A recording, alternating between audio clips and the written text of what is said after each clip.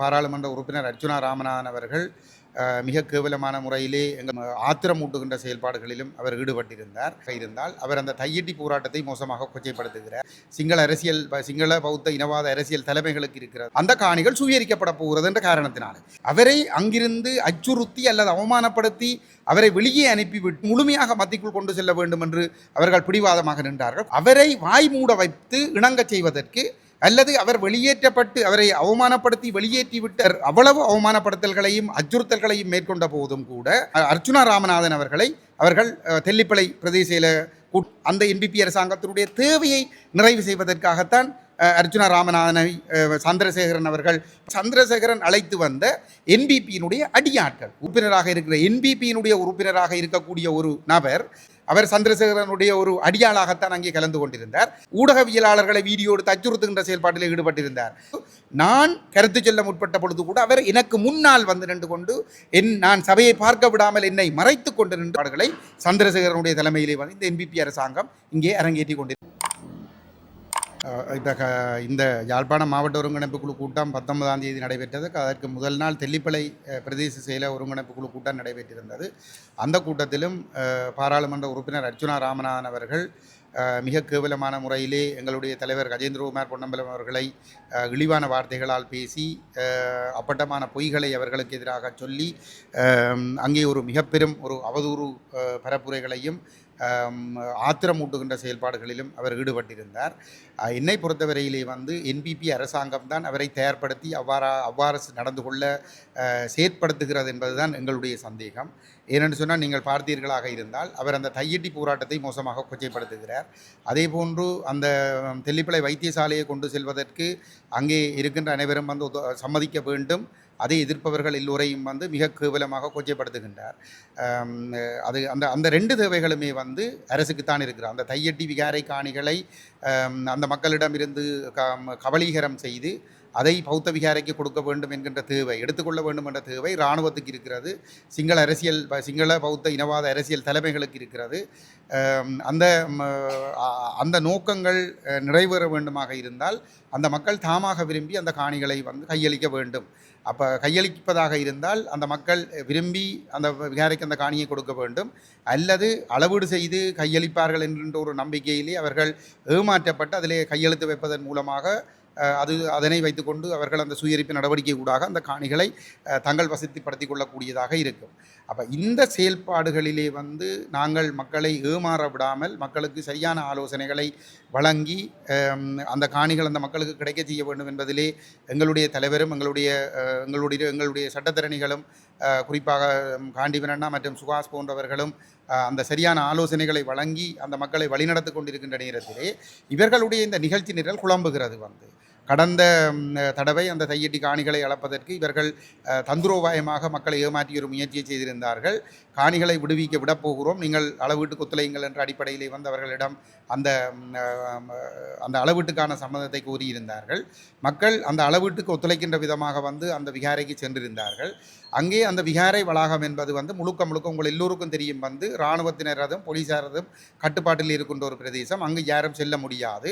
அங்கு செல்கின்றவர்கள் கைது செய்யப்பட்டு குற்றவாளிகளாக்கப்படுகின்ற சம்பவங்கள் உங்களுக்கு நடந்து கொண்டிருக்கிறதும் உங்களுக்கு தெரியும். உதாரணமாக கடந்த பௌர்ணமி தினத்தன்று அந்த 2 இளைஞர்கள் அந்த விகாரைக்குள் சென்று விட்டார்கள் என்பதற்காக அவர்களை கைது செய்து அவர்கள் அங்கே இரகசியமாக வந்து படங்களை எடுத்து சமூக குழப்பங்களை ஏற்படுத்த முற்பட்டார்கள் என்று அப்பட்டமான பொய் குற்றச்சாட்டுகளை முன்வைத்து நீதிமன்றத்திலே முற்படுத்தப்பட்ட சம்பவம் உங்களுக்கு தெரியும். ஆகவே அந்த விகாரை வளவுக்குள் யாரும் செல்ல முடியாது. அங்கே யாரும் சென்றால் வந்து அங்கே அந்த செல்கின்றவர்கள் வந்து அந்த போலீஸாருடைய கட்டுப்பாட்டில் அல்லது இராணுவத்தினருடைய கட்டுப்பாட்டிலே தான் இருக்க முடியுமே தவிர வந்து அவர்கள் சுயமாக செயற்பட முடியாது. அவ்வாறு இருக்கிற பொழுது வந்து அந்த அளவீட்டு நடவடிக்கைகளுக்காக அழைக்கப்பட்ட மக்கள் அங்கே செல்கின்ற பொழுது அவர்களுக்கு உடற்பரிசோதனை செய்யப்பட்டு அவர்களுடைய அடையாள அட்டைகள் பரிசோதனை செய்யப்பட்டு அவர்கள் உள்ளே அனுமதிக்கப்பட்டிருந்தார்கள். அவ்வாறு அனுமதிக்கப்பட்டவர்கள் அங்கே சுதந்திரமாக நடமாட முடியாது. அப்போ அந்த பகுதிக்குள் அந்த கிட்டத்தட்ட 15 ஏக்கர் நிலங்களை வந்து அவர்கள் ஆக்கிரமித்து வைத்திருக்கிறார்கள். அந்த ஆக்கிரமிக்கப்பட்ட பகுதிக்குள் வந்து மக்கள் சுகமாக செல்ல முடியாது. ஆனால் இந்த அளவீட்டாளர்களை வந்து அந்த பிக்குனுடைய சம்மதத்தோடு போலீஸ் தரப்பும் அரசாங்க தரப்பும் தான் கொண்டு வந்திருக்கிறார்கள். அவர்கள் அந்த பகுதிக்குள் தங்களுடைய விருப்பம் போன்று சென்று அளவீடுகளை செய்ய முடியும். ஏற்கனவே நாங்கள் அறிந்த வரையிலே அவர்கள் ஒரு தடவை அளவீடுகள் செய்திருக்கிறார்கள் என்றும் நாங்கள் அறியக்கூடியதாக இருக்கிறது. அப்படி இருக்கிற பொழுது இந்த மக்கள் அளவீட்டை தடுத்தார்கள் என்று சொல்வது வந்து அப்பட்டமான பொய். மக்கள் அளவீட்டை தடுக்கவில்லை. மாறாக இந்த அளவீட்டை அவர்கள் அந்த நிலவிய அளவியாளர்கள் அந்த அளவீட்டை செய்வதற்கான வாய்ப்புகள் அந்த பிரதேசம் அவர்களுடைய முழு கட்டுப்பாட்டில் போலீசாருடைய கட்டுப்பாட்டில் இருந்தது. அங்கே அவர்கள் சுதந்திரமாக சென்று அளவீடு செய்யக்கூடிய ஒரு சூழல் இருந்தது. மக்கள் அங்கே கைதிகள் போன்று ஒரு குறிப்பிட்ட இடத்திலே வந்து அடைத்து வைக்கப்பட்டிருந்தார்கள்.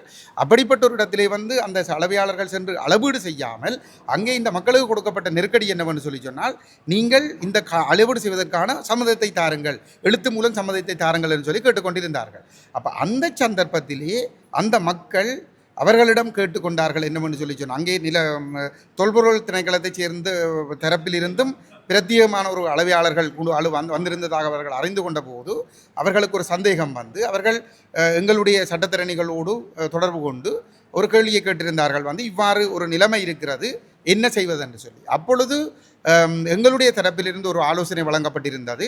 நீங்கள் உங்களுக்கு அளவீடு செய்ய வருமாறு உங்களுக்கு அறிவித்தல் கொடுத்தது உத்தியோகபூர்வமாக பிரதேச செயலாளருடைய கடித தலைப்பிலே அவருடைய கையொப்பமிட்டு ரப்பர் முத்திரை அடித்து அவர் கடிதத்தை அனுப்பியிருக்கிறார் என்று சொல்லி சொன்னால், அதே பிரதேச செயலாளர் உங்களுடைய காணிகள் அளவீடு செய்து உங்களிடம் கையளிக்கப்பட இருக்கிறது. ஆகவே அந்த நோக்கத்திற்காக மேற்கொள்ளப்படுகிற இந்த அளவீட்டு நடவடிக்கைக்கு உங்களுடைய சம்மதத்தை தாருங்கள், அளவீடு செய்து உங்களிடம் காணியை ஒப்படைக்கிறோம் என்ற எழுத்து மூலமான உத்தரவாதத்தை வாங்கி கொண்டு நீங்கள் அந்த சம்மதத்தை கொடுக்கலாம் என்று சொல்லி நாங்கள் சொல்லியிருந்தோம். ஆனால் அந்த அந்த அந்த அவ்வாறான ஒரு கடிதம் கொடுக்க மறுக்கப்பட்ட இடத்திலே அவர்கள் அந்த அளவீடு செய்வதற்கான ஒப்புதல் கடிதத்தை கொடுக்கவில்லை. அப்படி இருக்கிற பொழுது வந்து அவர்கள் அளவீட்டை குழப்பினார்கள், தடுத்தார்கள் என்று சொல்வதெல்லாம் அப்பட்டமான பொய். அப்போ இங்கே வந்து அந்த காணிகள் அன்று தெல்லிப்பளையிலே அந்த காணிகளை அவர்கள் அளவீடு செய்வதற்கு சம்மதம் கொடுக்காமட்டதற்கு காரணம் அந்த காணிகள் சுவீகரிக்கப்பட போகிறது என்ற காரணத்தினால். இவ்வாறான ஒரு நிலையிலே தலைவர் கஜேந்திரகுமார் பொன்னம்பலம் அவர்கள் அந்த ஒருங்கிணைப்பு குழு கூட்டத்திலே இந்த தையிட்டி காணிகள் மக்களிடம் ஒப்படைக்கப்பட வேண்டும் என்ற கருத்தை முன்வைத்த பொழுது அவர் அவ்வாறான ஒரு கருத்தை முன்வைப்பதை தடுப்பதற்காக அவரை அங்கிருந்து அச்சுறுத்தி அல்லது அவமானப்படுத்தி அவரை வெளியே அனுப்பிவிட்டு அங்கே கலந்து கொண்ட மக்கள் பிரதிநிதிகளுடைய முடிவாக தையிட்டி விகாரை காணிகள் அளவீடு செய்து அதை அளவீடு செய்வதற்குரிய அனுமதி டிசிசியில் எடுக்கப்பட்டதாக காட்டிக்கொள்வதற்காக அர்ச்சுனா ராமநாதன் அவர்கள் எங்களுடைய தலைவர் கஜேந்திரகுமார் பொன்னம்பலம் மீது அவதூறு பரப்புரைகளை முன்வைத்திருந்தார். அதிலும் அதொன்று. அடுத்தது தெல்லிப்பளை வைத்தியசாலை. தெல்லிப்பளையிலே இருக்கக்கூடிய புற்றுநோய் அலகை ஒரு விசேட பிரிவாக மாற்ற வேண்டும் என்று ஏற்கனவே இணங்கப்பட்டிருந்த ஒரு இடத்திலே வந்து இப்பொழுது அவர்கள் வந்து அந்த தெல்லிப்பளை வைத்தியசாலையினுடைய பணிப்பாளரும் அவரோடு சேர்ந்த அர்ச்சுனா ராமநாதனும் அந்த வைத்தியசாலையை முழுமையாக மத்திக்குள் கொண்டு செல்ல வேண்டும் என்று அவர்கள் பிடிவாதமாக நின்றார்கள். குறிப்பாக அர்ச்சுனா ராமநாதன் அந்த கருத்தை பிடிவாதமாக அங்கே நிறைவேற்றுவதற்கு முயன்ற பொழுது தலைவர் கஜேந்திரகுமார் பொன்னம்பலம் அவர்கள் அதற்கு இணங்க மறுத்த நிலையிலே அவரை வாய் மூட வைத்து இணங்க செய்வதற்கு அல்லது அவர் வெளியேற்றப்பட்டு அவரை அவமானப்படுத்தி வெளியேற்றிவிட்டு அல்லது அடிப்பேன் உதைப்பேன் நாயபே என்று பேசி வந்து அவரை அச்சுறுத்தி அவரை வெளியேற செய்துவிட்டு அங்கே அந்த டிசிசியிலே வந்து தெல்லிப்பளை வைத்தியசாலையை கொண்டு செல்வதற்கு ஒரு ஏகமனதாக முடிவெடுக்கப்பட்டதாக காட்டிக்கொள்வதற்காகத்தான் அவர் முயற்சி செய்திருந்தார். ஆனாலும் அவர் அவ்வளவு அவமானப்படுத்தல்களையும் அச்சுறுத்தல்களையும் மேற்கொண்ட போதும் கூட தலைவர் கஜேந்திரகுமார் பொன்னம்பலம் அவர்கள் அங்கே தான் வெளியேறினால் எப்படிப்பட்ட ஒரு ஆபத்தான முடிவெடுக்கப்படும் என்பதை புரிந்து கொண்டு அவர் அத்தனையையும் சகித்து கொண்டு அந்த இடத்திலே இருந்து அந்த முடிவுக்கு வந்து அவர் தன்னுடைய எதிர்ப்பை பதிவு செய்திருந்தார். இதனால் அவர் கொதித்து போன நிலையிலே தொடர்ந்தும் தலைவரை ஆத்திரப்படுத்தி அவரை ஒரு வன்முறையாளனாக மாற்றுவதற்கான முயற்சியை மேற்கொண்டிருந்தார். இந்த தேவை என்பது வந்து ஸ்ரீலங்கா அரசுக்குத்தான் இன்று இருக்கின்றது. அனுர அரசினுடைய நோக்கங்களை நிறைவேற்றிக் கொள்வதற்கு வந்து அர்ச்சுனா ராமநாதன் அவர்கள் தெல்லிப்பளை பிரதேச கூட்டத்திலும் பயன்படுத்தி இருந்தார்கள். அதே போன்றுதான் யாழ்ப்பாண மாவட்ட ஒருங்கிணைப்பு குழு கூட்டம் நடைபெற்ற போதும் கூட இந்த விடயங்கள் பேசப்பட்ட பொழுது அந்த விடயங்களை விவாதிக்க விடாமல் தையிட்டி விடயம் தொடர்பாக பேசப்பட்ட பொழுது வந்து தலைவர் கஜேந்திரகுமார் பொன்னம்பலம் அவர்கள் நீங்கள் தெளிவாக வந்து ஒரு முடிவெடுத்து தெல்லிப்பளை பிரதேச செயலாளருக்கு ஒரு அறிவுறுத்தலை கொடுத்து அந்த காணிகள் அளவீடு செய்து மக்களுக்காக ஒப்படைக்கப்படும். அந்த நோக்கத்திற்காக அளவீடு செய்வதற்கு இந்த நீங்கள் உங்களுடைய சம்மதத்தை தாருங்கள் என்று சொல்லி ஒரு டிஎஸ் ஒரு கடிதத்தை கொடுக்க வேண்டும் என்ற ஒரு முடிவை டிசிசி கூட்டம் எடுக்க வேண்டும் என்று சொல்லி சொன்ன பொழுது அர்ச்சுனா ராமநாதன் அவர்கள் குழப்பமடைந்து கஜேந்திரகுமார் பொன்னம்பலம் அவர்களை கருத்து சொல்ல விடாமல் தொடர்ச்சியாகவே குழப்பிக் கொண்டிருந்தார். அதுவும் அந்த என்பிபி அரசாங்கத்தினுடைய தேவையை நிறைவு செய்வதற்காகத்தான் அர்ச்சுனா ராமநாதனை சந்திரசேகரன் அவர்கள் பயன்படுத்தி இருந்தார். அதை மீறி தலைவர் அந்த விடயத்திலே உறுதியாக நின்று அவர்களுடைய நோக்கங்களை நிறைவேற விடாமல் இந்த காணிகளை சுயரிக்கின்ற அந்த தையிட்டு விகாரைக்கு தமிழ் மக்களுடைய காணிகளை அடாத்தான முறையிலே கையகப்படுத்துகிற முயற்சிகளை எதிர்ப்பு தெரிவித்து அந்த காணிகளை மக்களிடம் கையளிக்க வேண்டும் என்பதில் உறுதியாக நின்று கொண்டிருந்த பொழுது எதிர் பக்கத்திலே பொதுமக்கள் அரங்கிலே இருந்த என்பிபி உறுப்பினர்கள் எழுந்து எங்கள் பாராளுமன்ற உறுப்பினர் கஜேந்திரகுமார் பொன்னம்பலத்துக்கு எதிராக கூச்சலிட தொடங்கினார்கள். அது சந்திரசேகரன் அழைத்து வந்த என்பிபியினுடைய அடியாட்கள். ஊர்களில் கிராமங்களிலே அடிதடி வன்முறைகளிலே ஈடுபடுகின்ற நபர்கள் தான் அந்த காடைத்தனமான கூக்குரலிடுகின்ற செயல்பாடுகளில் ஈடுபட்டிருந்தார்கள். குறிப்பாக வடமராட்சி தென்மேற்கு பிரதேச சபையினுடைய உறுப்பினராக இருக்கிற என்பிபியினுடைய உறுப்பினராக இருக்கக்கூடிய ஒரு நபர் அந்த கூட்டத்திலே அவர் எவ்வாறு அந்த கூட்டத்திற்கு வந்தார் என்று கூட தெரியாது. அவர் சந்திரசேகரனுடைய ஒரு அடியாளாகத்தான் அங்கே கலந்து கொண்டிருந்தார். அவர் அங்கே வீடியோக்களை எடுத்து கருத்து சொல்லுகின்றவர்களை அச்சுறுத்துகின்ற செயல்பாட்டில் ஈடுபட்டிருந்தார். ஊடகவியலாளர்களை வீடியோ எடுத்து அச்சுறுத்துகின்ற செயல்பாட்டில் ஈடுபட்டிருந்தார். தங்களுடைய காணி பிரச்சனைகளை காணிகளை விடுவிக்க வேண்டும் என்று கேட்கின்ற அது குறிப்பாக இராணுவ ஆக்கிரமிப்பில் இருக்கிற காணிகளை விடுவிக்க வேண்டும் என்று கோருகிற நபர்களை வீடியோ எடுத்து அச்சுறுத்துகின்ற செயல்பாடுகளில் ஈடுபட்டிருந்தார். அது மட்டுமல்ல, நான் ஒரு முன்னாள் பாராளுமன்ற உறுப்பினர் கஜேந்திரகுமார் கௌரவ பாராளுமன்ற உறுப்பினர் கஜேந்திரகுமார் பொன்னம்பலம் அவர்களுடைய பிரதிநிதியாக நான் அந்த கூட்டத்திலே கலந்து கொண்டிருந்த பொழுது நான் கருத்து சொல்ல முற்பட்ட பொழுது கூட அவர் எனக்கு முன்னால் நின்று கொண்டு நான் சபையை பார்க்க விடாமல் என்னை மறைத்து கொண்டு நின்று என்னை கூட அவர் வீடியோ எடுத்து அச்சுறுத்திய சம்பவம் கடந்த 19ஆம் தேதி அந்த டிசிசி கூட்டத்திலே நடைபெற்றிருந்தது.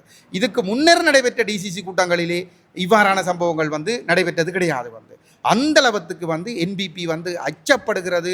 மக்கள் மத்தியிலே இந்த கருத்துக்கள் செல்லக்கூடாது, அந்த இடத்திலே இவ்வாறான கருத்துக்கள் சொல்வதனால் தங்களுடைய இனவாத முகம் அம்பலப்படுகிறது என்பதனால் எங்களுடைய கருத்து சுதந்திரத்தை முடக்குவதற்கு, ஊடகவியலாளர்களுடைய சுதந்திரமான செயல்பாட்டை முடக்குவதற்கு, அங்கே வருகின்ற மக்களுடைய பிரச்சனைகளை பேசுகிறோம் என்று சொல்லி அழைத்துவிட்டு அவர்களை அச்சுறுத்தி மௌனமாக்குகின்ற செயல்பாடுகளை சந்திரசேகரனுடைய தலைமையிலே இந்த என்பிபி அரசாங்கம் இங்கே அரங்கேற்றி கொண்டிருக்கிறது. இதை நாங்கள் வன்மையாக கண்டிக்கிறோம்.